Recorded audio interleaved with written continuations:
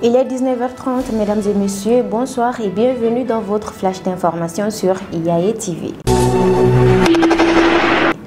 L'opération Ramadan, la communauté chrétienne au cœur de l'opération Accueil avec le mouvement Ambiko. Ce vendredi 7 avril 2023, la communauté chrétienne a reçu ses 5 kits alimentaires au sein de l'église catholique Saint-Pierre-Clavier de Caille Plateau.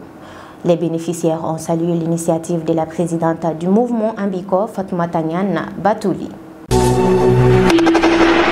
Audience Koulouba, Conseil supérieur de la magistrature.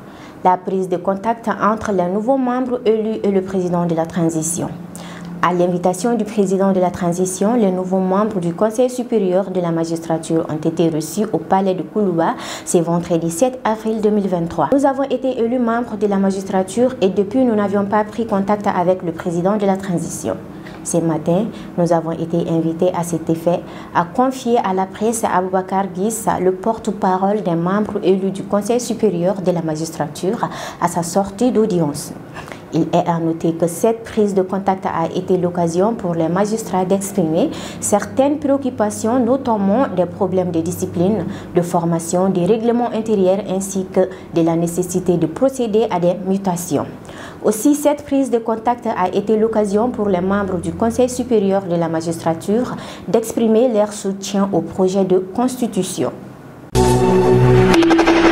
Le Premier ministre chef du gouvernement, Dr Choguel Kokala Maïga, a présidé ce jeudi matin la cérémonie d'ouverture de la table ronde sur le financement du plan d'action 2022-2025 de la politique nationale de la prévention et de lutte contre l'extrémisme violent et le terrorisme au Mali. Dans son allocution, le chef de gouvernement a rappelé que l'extrémisme violent et le terrorisme nuisent à tous les pays en portant atteinte à leurs équilibres institutionnels, politiques, économiques et sociaux, en sémant les chaos et les désordres.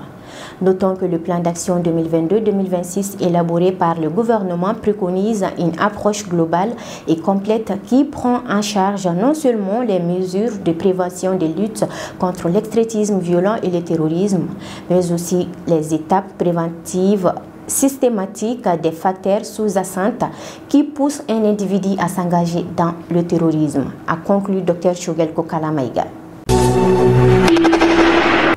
Nous terminons ces flashs par le Burkina. Désormais, le colonel Théophile Nikema est le chef de l'état-major de l'armée de terre CEMAT. Il a pris le commandement ce vendredi 7 avril 2023 à Ouagadougou.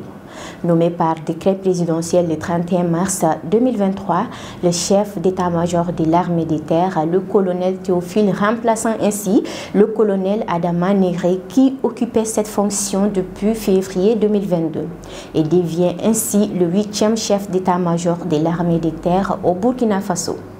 Nous avons une lourde mission qui nous amène à aller sur les théâtres d'opération et aller au-devant de tout ce qui nous attend sur le terrain. Nous voulons placer ces mandats en suivant ce que le chef d'état-major général des armées a dit, à savoir renforcer un certain nombre de valeurs comme la discipline, la cohésion, l'esprit de sacrifice et le patriotisme, a-t-il lancé.